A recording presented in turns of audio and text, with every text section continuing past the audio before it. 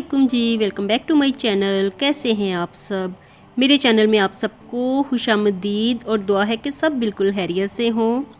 तो जी ये है सुबह सुबह का टाइम। वैसे तो आपको पता चल ही रहा होगा मौसम देख के। तो इस वक्त ना सुबह के 7 बजे हुए हैं, बच्चे जाने लगे थे स्कूल और मैं उठ के ना यहाँ पे बाहर टेरेस की तरफ मैंने देखा तो एकदम से ना मैं हैरान ही रह गई। इतनी ज़्यादा धुंध थी ना, फॉग देखे कितनी ज़बरदस्त है ना, तो कुछ भी दिखाई नहीं दे रहा था ठीक से। तो इतनी सर्दी में बस बच्चे स्कूल के लिए उठे थे, तो अब वो आहिस्ता आहिस्ता से रेडी होंगे, नाश्ता करेंगे और उसके बाद फिर स्कूल के लिए निकलेंगे।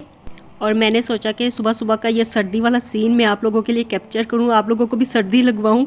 तो बस वो सीन कैप्चर करने के बाद ना मैंने दोबारा से दरवाज़ा बंद कर दिया और फिर मैं अंदर आ गई और फिर बच्चे रेडी हुए, स्कूल गए सारी रूटीन के मुताबिक ही। तो बाद में मैं सो गई और अभी मैं उठी हूँ तो जाके मुर्जा को लेके आई हूँ और अब मैंने ना अपने लिए बनाया है नाश्ता। तो आज मैं नाश्ता देर से कर रही हूँ। तो यहाँ पे मुर्जा भी आ गया था स्कूल से, तो हम दोनों मिलके यहाँ पे बैठ के नाश्ता ही कर रहे हैं। वो तो खैर लंच कर रहा है, मैं नाश्ता कर रही हूँ। और यहाँ पे देखिए मैंने चाय भी बना ली है, तो बस गरम गरम चाय पियेंगे और थोड़ी देर टीवी देखेंगे और उसके बाद फिर अपने बाकी के रूटीन के कामों पर लगेंगे।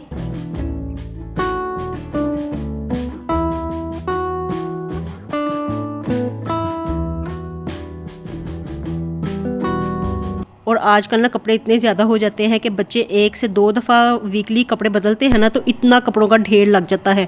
तो कभी स्वेटर उतरते हैं, नीचे से 1 2 3 स्वेटर उतर ही जाते हैं और उसके बाद फिर शर्ट्स पैंट्स वगैरह और यूनिफॉर्म, तो इतना ढेर लग जाता है कपड़ों का। तो वीक में ना 2 दफ़ा आजकल मैं मशीन लगा लेती हूँ। तो पहले तो मैं वीकली लगाती थी सैटरडे को, लेकिन आजकल ना 2 दफ़ा लगानी पड़ती है। तो थोड़े थोड़े करके कपड़े धो लो ना तो फिर जल्दी सूख भी जाते हैं। इधर उधर डालते रहने से बेहतर है कि थोड़े कपड़े करके इंसान धो ले, वरना फिर ना पूरा हफ्ता इधर उधर बिखेर के रखने पड़ते थे कपड़े। आजकल ना कपड़े जल्दी सूखते नहीं हैं, दिन चढ़ता है तो धूप होती नहीं है और थोड़े थोड़े से कपड़े सूखते हैं तो फिर रात को ओस पड़ जाती है और दोबारा से गीले हो जाते हैं। तो इसलिए ना कपड़े धोने के बाद ना आजकल मैं ना अंदर ही डालती हूँ। और यहाँ पे ना मैंने टीवी लाउंज में ही स्टैंड रख लिया है, क्योंकि बच्चों का यूनिफॉर्म धोना होता है ना, तो बाहर तो सूखता नहीं है। फिर सुबह के टाइम पे ठंडा ठंडा यूनिफॉर्म होता है तो जितना मर्जी इस्त्री कर लो ना, फिर भी बाद में ऐसे लगता है कि ठंडा ठंडा है यूनिफॉर्म ना। तो इसलिए मैं यहाँ पे डाल देती हूँ स्टैंड पे, यहाँ पे सूख जाता है।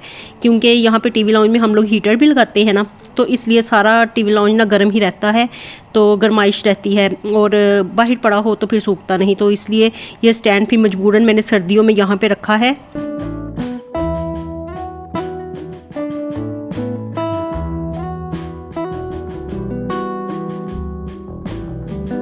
और आज मैंने ना काफ़ी दिनों के बाद खूब अच्छे से ढेर सारा ऑयल लगाया है सर पे।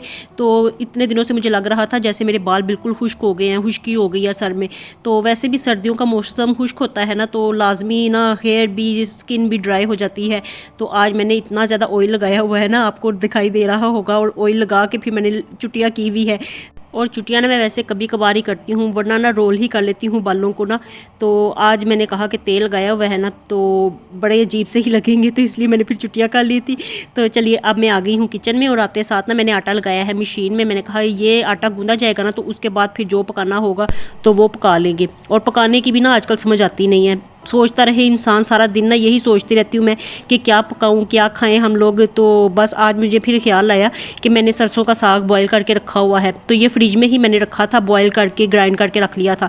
तो अब मैंने कहा कि यही आज ना इसमें तड़का लगा लेती हूँ, जल्दी जल्दी भी बन जाएगा और साथ में आसानी भी रहेगी कि और कुछ बाज़ार से लाना नहीं पड़ेगा, घर में से ही चीज़ निकल आए तो फिर आसानी रहती है ना।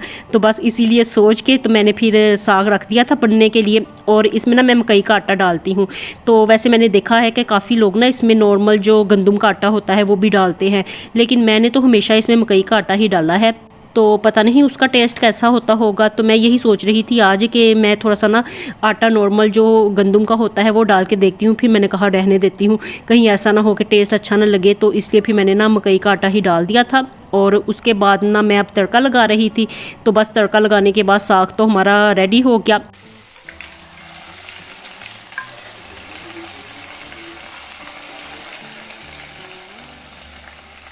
और आज का ये किचन का हमारा काम भी पूरा हो गया। तो कभी कभी दिल चाहता है ना कि किचन के कामों से भी छुट्टी की जाए, लेकिन जो लेडीज़ होती है ना उनको कोई छुट्टी नहीं मिलती किचन के कामों से, बल्कि घर के कामों से भी कोई छुट्टी नहीं मिलती। तो सारा दिन बल्कि पूरा वीक चलते रहते हैं। तो आज मेरा दिल चाह रहा था कि ऐसा हो कि मैं किचन के कामों से छुट्टी ले लूँ, लेकिन ना फिर छुट्टी लेते तो फिर खाते क्या, तो इसलिए मैंने सोचा कि चलो हल्की फुल्की कोई चीज़ बना लेते हैं। फिर ये साग दिखाई दिया तो मज़ा ही आ गया, मैंने कहा ये तो जल्दी बन जाएगा। तो चलिए जी, साग तो तैयार हो गया है, तड़का भी लग गया है।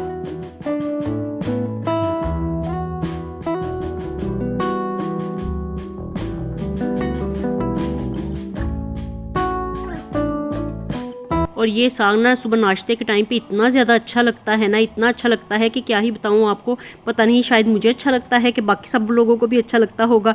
तो मैं सुबह ना नाश्ते में इसको खाती हूँ ना, तो मुझे बड़ा ज़्यादा मज़ा आता है। वैसे मैं सुबह के टाइम पे सालन वगैरह नहीं खाती, लेकिन जब साग बना होता है ना, तो तब मेरा दिल चाहता है कि नहीं, इसका ही नाश्ता किया जाए। तो बस मैं यही सोच के ना मैंने ज़्यादा बना लिया है कि सुबह नाश्ते में भी यही खाएँगे। और अब मैं यहाँ पर गर्म कर रही थी जी रोटी। तो ये ना कल रात की रोटी बची हुई पड़ी हुई थी, तो मैंने देखा तो ओवन में ना एक रोटी पड़ी हुई थी। मैंने कहा अब क्या इसको मैं वेस्ट करूं, तो इसको गर्म कर लेती हूं, मैं खा लेती हूं। तो वही मैं पानी लगा के ना उसको गर्म कर रही थी। तो वैसे तो इसके ऊपर घी भी लगाया जाता है, लेकिन मैंने खुद खानी थी ना, तो इसलिए फिर मैंने ना घी नहीं लगाया। नॉर्मल मैंने पानी लगा के ना तो इसके अच्छे से गर्म कर लिया था। तो वेस्ट करने से बेहतर है कि रिस्क को खा लिया जाए, क्योंकि रिस्क के लिए इंसान कहाँ कहाँ पे धिक्के खाता है। तो इसलिए रिस्क का कोई भी दाना ज़ाया नहीं करना चाहिए। जितना हो सके ना, जितना मुमकिन हो सके, कोशिश यही करनी चाहिए कि हर रिस्क का दाना ना आप अपने इस्तेमाल में लाएं, खाएं इसको, क्योंकि इंसान सारी ज़िंदगी जद्दोजहद इसी रिस्क के लिए ही करता है। तो चलिए जी, अब मैं आ गई हूँ दोबारा से किचन में। तो देखिए, आज मेरा दिल नहीं चाह रहा था किचन के काम करने को, लेकिन फिर भी ना टाइम टू टाइम आना पड़ ही रहा है किचन में। किचन के कामों से छुटकारा नहीं है लेडीज़ को। तो अब मैं आई थी, यहाँ पे बच्चे कह रहे थे कि हमें ना भूख लग रही है। तो काफ़ी ना ये लेट नाइट का टाइम था, तो मैंने फिर फ्रिज में देखा ना, तो मैंने कल ना सवैयाँ बनाई थी। उसकी रेसिपी भी ना मैंने अपलोड की थी अपने दूसरे कुकिंग के चैनल पर ना। तो जो होती हैं बेसन की नमकीन सवैयाँ, तो उसका बैटर बचा हुआ पड़ा हुआ था। तो मैंने कहा चलो इसको इस्तेमाल करते हैं, तो इसके साथ कोई डिफरेंट सी रेसिपी ट्राई करते हैं। पहले मैंने सोचा कि सवैयाँ बना लेती हूँ, फिर मैंने कहा नहीं, ये निम्को मेकर भी मुझे नज़र आया ना, तो मैंने कहा इसके साथ कोई डिफरेंट सी शेप की चीज़ बनाते हैं।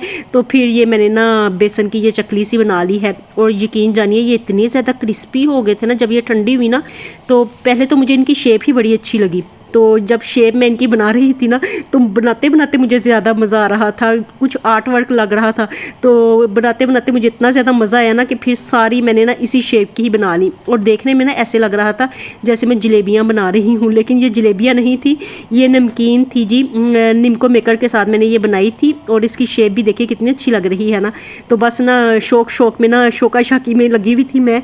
तो कुछ काम ऐसे होते हैं कि आपके दिल को अच्छे लगते हैं ना, तो बस वो ना मुझे ऐसे लग रहा था जैसे मैं कोई ड्राइंग कर रही हूँ, आर्ट वर्क कर रही हूँ।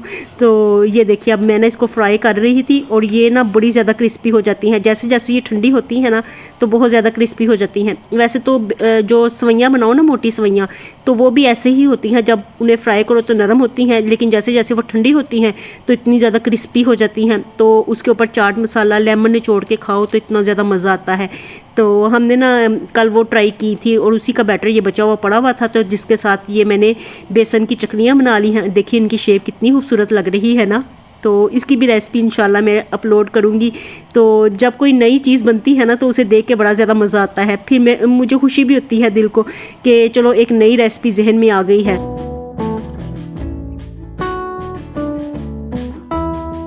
और आप देख के बताइएगा कि आपको ये कैसी लग रही थी। मुझे तो बड़ी अच्छी लग रही थी ना, देखने में भी अच्छी लग रही थी, खाने में भी अच्छी लगी। तो चलिए जी, यहीं तक था मेरा आज का छोटा सा व्लॉग। आपसे लेती हूँ मैं इजाज़त, मिलूँगी नए व्लॉग के साथ। खुश रहिए जी, आबाद रहिए, अपना बहुत सा ख्याल रखिएगा। अल्लाह हाफिज़।